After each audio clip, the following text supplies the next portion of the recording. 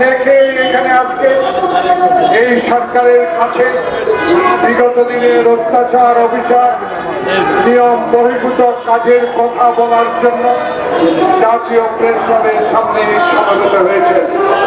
সবাইকে দেশনেত্রী বেগম খালেদা জিয়া, দেশ নেতা তারেক রহমান, বাংলাদেশ জাতীয়তাবাদী দলের অসংখ্য মানুষের প্রিয় কণ্ঠ মির্জা ফখরুল ইসলাম আলমগীর জাতীয়তাবাদীর সকল শক্তির পক্ষ থেকে আপনাদেরকে অভিবাদন জানাচ্ছি।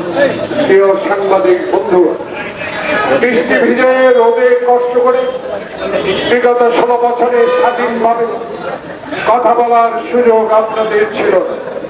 আল্লাহ রহমত, ছাত্র জনতা আবু সাইদ খোকনের মুগ্ধে রক্তের বিনিময়ে আজকে আপনারা এই রাস্তার ফুটপাতে দাঁড়িয়ে আমাদের মতো নগণ্য রাজনৈতিক কর্মীরা বাংলাদেশের মানুষের কথা তুলে ধরা যে সংবাদটুকু অতীতে প্রকাশ করতে পারেন নাই, আজকে হৃদয় খুলে মনের মতো করে আমাদের কথাগুলো বলার সৌভাগ্য হয়েছে একমাত্র আবু সাইদ খোকনের রক্তের।